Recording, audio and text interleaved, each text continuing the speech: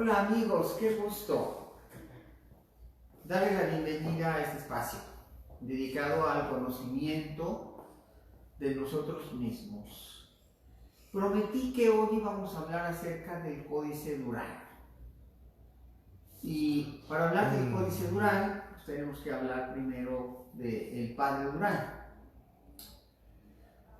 En el siglo XVI, la conquista de México había iniciado en 1519, y había culminado con la toma de Tenochtitlan a manos del ejército español, encabezado por Hernando de Cortés. En realidad, los aztecas no fueron vencidos por un puñado de españoles, sino más bien por un ejército de más de 100,000 invasores que estaba formado por diferentes comunidades indígenas, un ejército que había sido formado por los tlaxcaltecas, los huejotzingas, los cholultecas, los grupos que se sublevaron en contra del dominio de los azteca tenochcas. En realidad, a veces la historia de México no está muy bien relatada. El mérito corresponde a Hernán Cortés porque él encabezaba la sublevación. Él fue el que pasó más de un año yendo de pueblo en pueblo, diciéndole a los caciques y a los principales señores: levántense, que yo que vengo de lejos y que represento a un gran emperador, a un gran rey del otro lado del mar, estaré con ustedes en esta sublevación para que el dominio de los aztecas termine. A veces nos parece incongruente que un pequeño grupo de españoles pudiera haber conquistado un imperio tan descomunal, tan importante y poderoso, que se extendía desde Guatemala hasta el centro de México, y esto pues habría sido inverosímil. Claro que no hubiera sucedido nunca. Pero quienes habían puesto sitio a Tenochtitlan eran, además de este puño de españoles, que eran en número de 1,000, no más de 1,000. Recordemos que Hernando de Cortés, cuando sale de Cuba, con los primeros bajeles, pues llega a las tierras mexicanas apenas con un pequeño puñado de 500 españoles. Él mismo lo dice en sus cartas de relación, y luego queda perfectamente establecido por los cronistas que le acompañan, entre ellos Bernal Díaz del Castillo.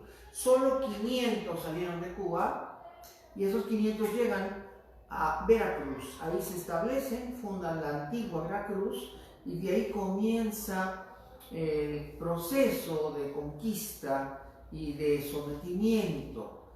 Pero en realidad los aztecas regían sobre una amplia zona de muchos pueblos, más de 100 pueblos. No todos eran tributarios de los aztecas, pero una gran cantidad de esos pueblos sí lo eran. Eran, por lo tanto, muchos millones de personas en las diferentes comunidades por las que el imperio tenía dominio, 38 o 40 provincias que iban desde la costa del Pacífico a la costa del Atlántico, y que incluían todo el centro de las planicies de México. Por lo tanto, la conquista la realizaron los aliados de Hernando de Cortés, que eran los ejércitos muy bien armados y muy bien equipados de las naciones indias. Y esas naciones indias eran muy importantes y numerosas. Ya mencioné algunas de ellas. Podríamos recapitular: los de la costa del Golfo de México, los pueblos de Centla, los puestos de la costa, eran los totonacos, que venían del Totonacapan, que es esa zona de la costa de Veracruz, junto al Golfo. Luego los tlaxcaltecas, que formaban un enorme grupo étnico formado por diferentes pueblos de origen tlaxcalteca. Y luego los cholultecas, No hay que olvidar que Cholula también era un gran centro de poder, y aunque estaba sometido al imperio, nunca dejó de ser un enorme punto de poder, puesto que era una ciudad enorme, de más de 50.000 habitantes, y tenía un centro de ceremonial muy parecido al de la gran Tenochtitlan, una gran urbe con una gran ciudad, con grandes edificios, como la gran estructura principal o el templo mayor de Cholula, que es uno de los más importantes edificios del momento histórico del siglo XVI.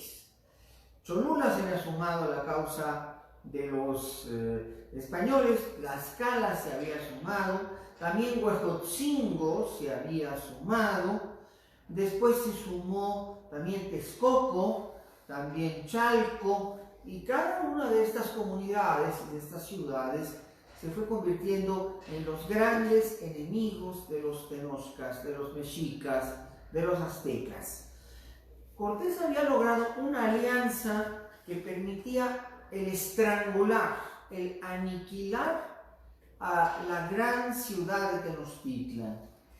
Cortés había ordenado que se fueran colocando en torno de los lagos, como en una circunferencia, los diferentes grupos hostiles que iban a la toma de Tenochtitlan.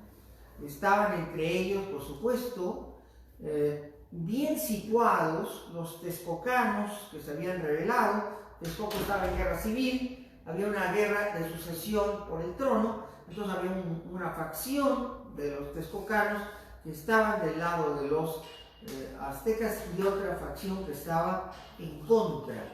Como podemos ver, es un enorme ejército de más de 100.000 hombres que está en contra de Tenochtitlan. Todo esto no había sido bien contado, no había sido bien escrito, y por esa razón el padre Fray Diego Durán decidió confeccionar una serie de documentos, una relación de los hechos.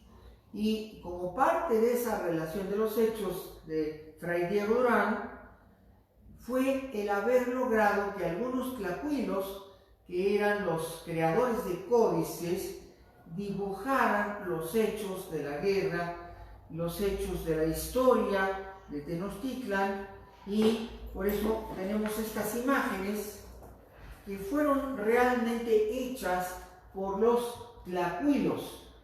Estas imágenes pertenecen al códice de Fray Diego Durán o de los tlacuilos de Fray Diego Durán. Son muy representativas porque están hechas por testigos presenciales. Esos tlacuilos que acompañaban a Durán eran los testigos presenciales. En el mes de marzo y abril había llegado, de 1520, había llegado de Cuba una nueva expedición que enviaba el gobernador Diego de Velázquez, que era el gobernador de Cuba. Esta expedición tenía como objetivo tomar prisionero a Hernando de Cortés y llevarlo cargado de cadenas a Cuba para ser juzgado, ya que Cortés estaba en conflicto político con el gobernador de Cuba. Sin embargo, aquello no sucedió. Al frente de las tropas que llegaban de Cuba estaba Pánfilo de Narváez, y Hernán Cortés lo enfrentó, lo confrontó y lo derrotó. Y una vez que lo derrotó, las tropas, las fuerzas, un contingente de aproximadamente de otros 600 españoles, se sumaron a las fuerzas de Cortés. Por eso, en el último año, en el año de 1521, cuando cae la ciudad de Tenochtitlan, es que han llegado más españoles y más españoles, y son alrededor de 1000 los que entran a Tenochtitlan a saco, a la conquista, al sometimiento y a la destrucción de la ciudad. La ciudad de Tenochtitlan es verdaderamente aniquilada, es desmantelada, es descuartizada, es destrozada.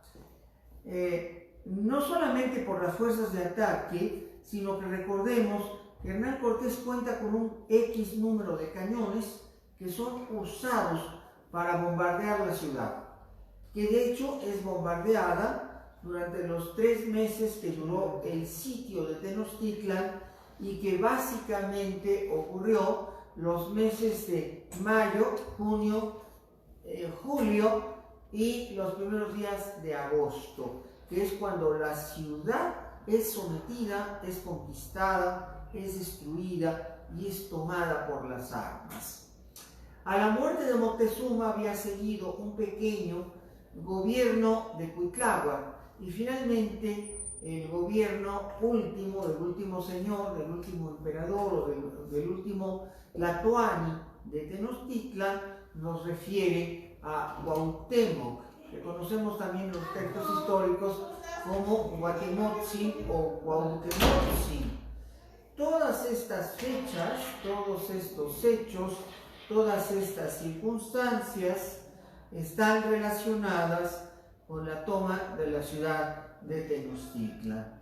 Es importante decir que la toma de la ciudad fue sangrienta. Murieron miles y miles de los defensores, pero también murieron miles y miles de los conquistadores. Al final, el 13 de agosto de 1521, Tenochtitlan cayó. Pero el Códice Durán nos muestra de manera muy brillante los hechos de la conquista. Es uno de los documentos que fueron pintados en el siglo XVI y que nos muestran precisamente las imágenes reales. No son producto de la imaginación, porque los tlacuilos de Diego de Durán fueron testigos presenciales. Ellos pudieron ver los hechos y por eso el valor de este códice que el padre Durán ordenó a sus tlacuilos que pintaran es de tan enorme valía en la historia de los documentos históricos importantes del siglo XVI, ya que las crónicas españolas, como la de Bernal Díaz, o las cartas de relación de Hernando de Cortés, o las diferentes historias que fueron escritas en torno a los hechos, como las de Bartolomé de las Casas, o las de Solís, o las de Gómara, carecen de imágenes. Estas, por lo tanto, son las únicas imágenes que pintan los hechos de la toma de Tenochtitlan y que verdaderamente son pintadas por testigos presenciales. No hay imaginación aquí, sino que hay lo que podríamos llamar son las fotografías de la época o el registro gráfico de aquellos tiempos. Y en eso reside, por eso es tan importante este documento o este códice que fue precisamente hecho bajo la supervisión del padre Fray Diego Durán unas cuantas décadas después de los hechos. Hacia 1560 es que se pintan estas láminas y quedan plasmadas para la historia. Y por eso mi interés de mostrarles este documento, que es precisamente el Códice Durán, que nos da cuenta de los hechos y nos muestra estas hermosísimas imágenes. Y esto es para completar los diferentes